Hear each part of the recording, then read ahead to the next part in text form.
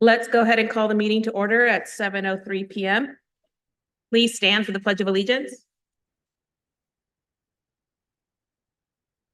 Pledge allegiance to the flag of the United States of America and to the republic for which it stands, one nation, under God, indivisible, with liberty and justice.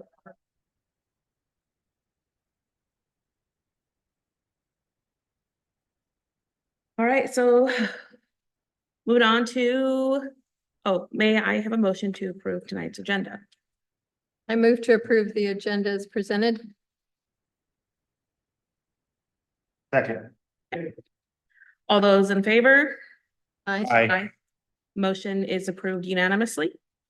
Moving on to presentations, proclamations, and visitors. I believe we have one person signed up to speak. That is Deanna Cox.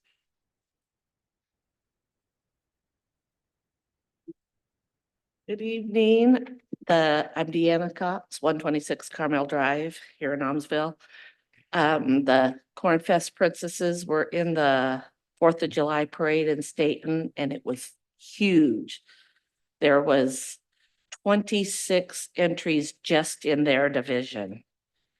And they ended up getting an honorable mention for their cute little float that they did this year. So I wanted to present this to the city.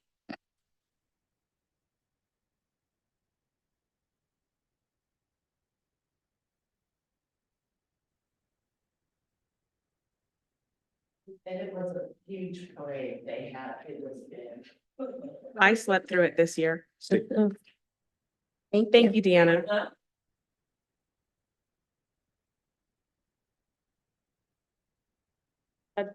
Pass that. Is there anyone online? No. Okay, moving on to number 3, consent agenda. May I have a motion?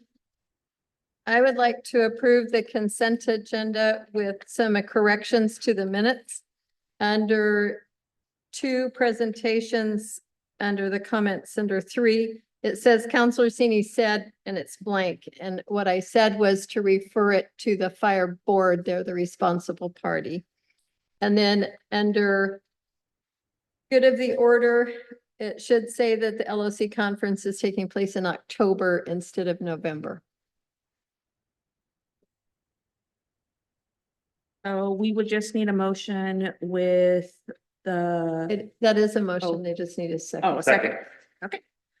All those in favor? Aye. Aye. Motion passes unanimously. Moving on to public hearings. There are no public hearings tonight. Old business. There is no old business. Moving on to number 6, new business. Agenda item 6A, Oregon Health Authority Water System Survey. We'll now have Steve present. Steve Osley, Public Works Director. We had the state come out and do our sanitary survey for the whole water system so they can, see if there's any deficiencies in our system. For the most part, we're A-okay. We have in the past had a deficiency. Well, we always had a deficiency when we put in a sewer line for Boone Park restroom. There's a 2-inch force main going to a manhole on 11th Street, and it's within 70 feet of the wellhead. The rules say 100 feet. So we need to move that sewer line away from that well, from Boone 1 well, across the road and tie it in where carpenters are at on the south side of the road, parallel to the Mill Creek line that goes across. So that's the deficiency we have. We got a letters stating last year that we were going to try to do that when, if we were going to be able to get Boone Park any money for redesigning that park and aligning the driveway and all that. That's not going to happen for a while. So we think we can bore the line underneath Mill Creek Road and run it on the south side of the road and get it away. It's the same situation what we had over here for Drilling the tower well, we had to move it 100 feet away from the nearest sewer line. So, other than that, we're looking pretty. So we're researching how much it's going to cost us to move that line. Is there a projection of when?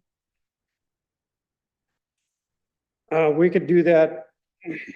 Well, we gotta see how much it's gonna cost first and what kind of funding we have for that. Did they give us a timeline that we have to do it?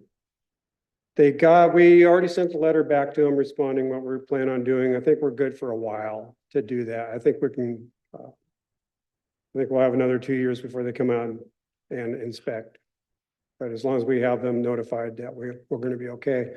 The scary part of it is that if we didn't respond, there's some wording in there that we'd have to notify our residents every 3 months that there was a deficiency in our water system.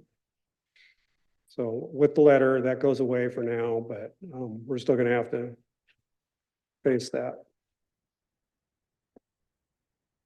My understanding that it's been deficient from like for, I I don't know, As long as forever. it's been in there, Yeah. yes, no, and it's. Or I don't know when the And I didn't deficiency care happened, yeah. about that being deficient, as long as everything else is fine, you know, but I think they're getting a little more stringent on the rules and. There's no motion needed for this, right? It's just information. Just informational.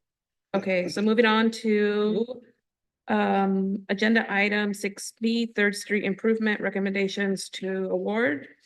Ron Harding will present. Thank you, Steve. So this is our Third Street Improvement Project. We opened the bids July 2nd, and our lowest bid came in at $424,730. We budgeted $390,000 for this project. There was a $250,000 small city allotment grant that was awarded to the city last year for this project. Even though this came in a little bit higher, we actually did have contingency built into the budget. So there's not really an issue with us doing this project. In fact, we budgeted to do a few other projects around the city. So what we're asking tonight is to go ahead and award the project to D&D Concrete. We'll have a contract that'll come forward to the city once you if you approve the award tonight. The motion says 434,000, not 424,000, but the bid estimates and the letter of award says 424. So that's the number I'd ask that you replace that with.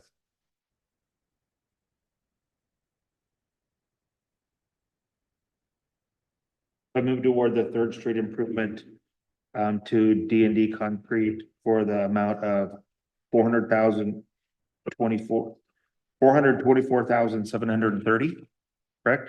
Mhm. From the fund 0140808 as presented by staff. Second. All those in favor? Aye. Aye. Motion passes unanimously. Moving on to agenda item number 7, the city administrator report. So council's received written reports. I won't go through everything in detail because you have it there to read. And obviously, if you have any questions, you're free to ask those. A couple of things that I do want to bring to your attention is, as I did report to council, we are struggling with our system capacity in our water system. So basically the amount of water we produce versus the amount of water that we're using. And as an example today, because it's an extremely hot day and a typical summer day, we can't pump as much water as the community uses. Now we have water that we put in our storage reservoirs, which helps supplement that.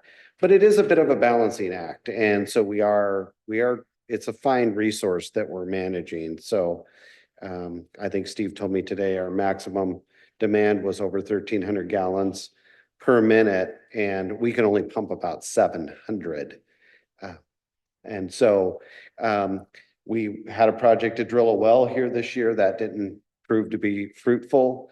So we'll be looking at what are the next alternatives to that. It's going to be another well. It's just where does it happen?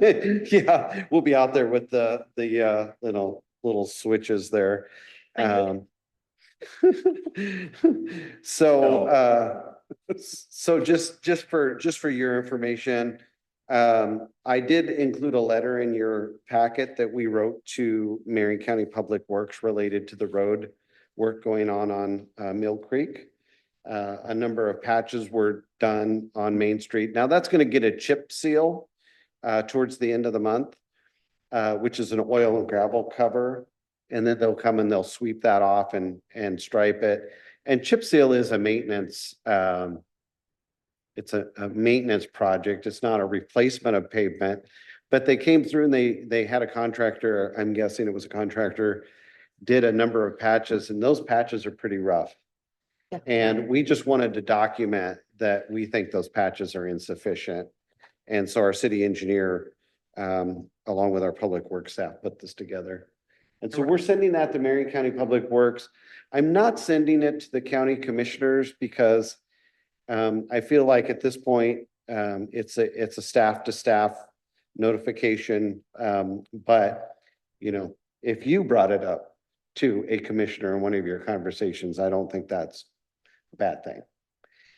And then the city had acquired a couple of Yukons last year when we were down on vehicles and we hadn't gotten our new vehicles yet from another city, the city, I think it was City of Kaiser.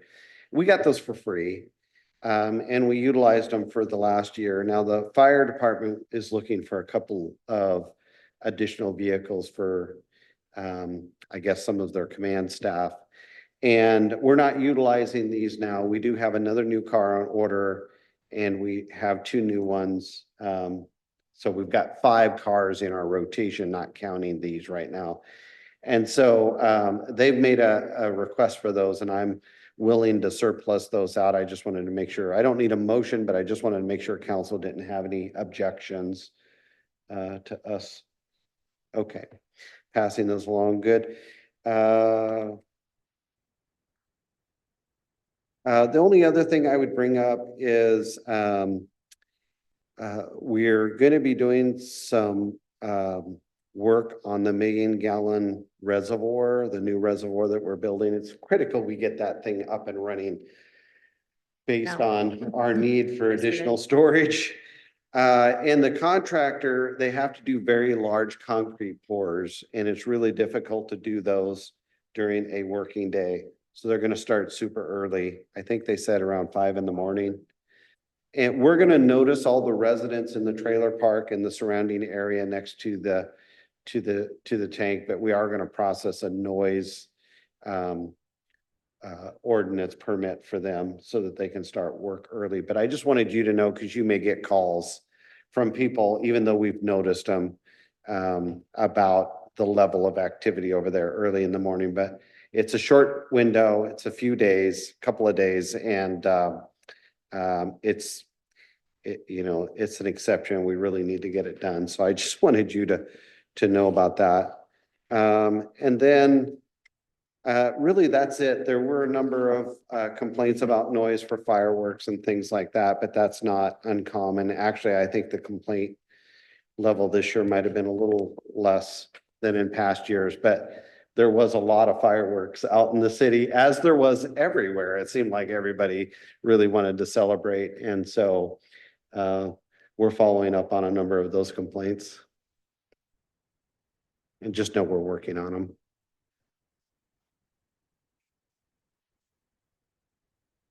We did get the field on 11th Street.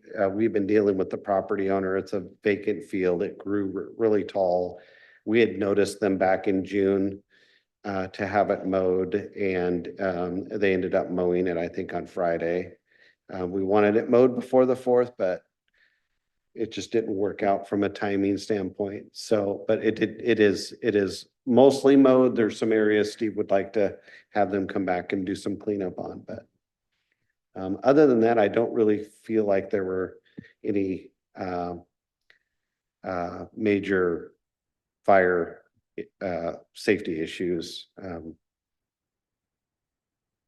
It's just a hot 4th of July and then it's our nation's holiday. I mean, Yeah.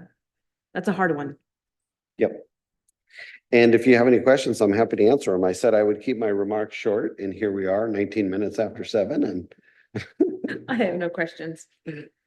I do want to say, it was great to have the firefighter volunteers come in and open up the community center over the weekend and staff that. We don't have the staff to be able to do that, and we don't open a event facility unless it's a major event. So it has to be a combination of things before the city would staff and open a facility, just because our limited staffing ability. But it was good to have Della led the effort to get them to come in. And I don't know if they had any customers or We did not. Neither did, I don't think the other Turner cities didn't did. either. So And Staten, they had the library open and they said there weren't very many there either. Yeah, typically, we don't have a large homeless population, and as long as there's power, most residents are content in their home. They're usually set up to be, if not comfortable, they're set up to be outside of any health safety issue. So, the question did come up, like, what is like an emergency? And I brought up that, it's high heat, but it's not like it was a couple years ago when it was 117 degrees. yeah, we typically wouldn't staff unless there were multiple things. I'll give you an example. We ended up opening a shelter when we had a loss of power for a week. Yeah. And We brought that example up as yeah, well. and there were extremely cold temperatures. So we opened the shelter because you had a combination where there were people inside their homes that wouldn't be able to stay warm, and if they wanted a warm place. However, I will tell you, even during that event, we didn't have, we had customers that would come and charge their electronic devices, but nobody stayed to like get warmer. I don't know if I could have gotten here, actually. I was came down afraid here to during- drive, to get out of the driveway onto the street. Yeah, I came down here for that. yeah, yeah. So typically it would be something more catastrophic for us to staff it, because our staff works all day and then they would have to come in and work the shelter at night and rotate the few that we have. It's tough to do, but if we opened our EOC, our Emergency Operations Center, basically we declared an event, then we would open it. But just for council's FYI there. It's great if volunteers want capacity to. Yeah. Yeah. And we offer the facility for service groups that provide those types of services all the time so. I will mention, we learned that Red Cross does not do them anymore. Oh, They don't. Because if they had, the church would have opened, mhm. but because Red Cross doesn't do it, the church.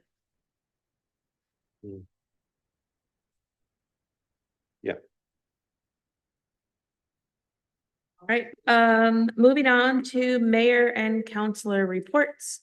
Does anyone have anything to report? I don't. Back or scats. Waiting for people to get stuff back to move forward with some things. Yeah. Like an agreement. It's been stalled. A couple of city and the county have decided they will not sign it with the way it is. So, Way that it is, yeah. so it's being negotiated again.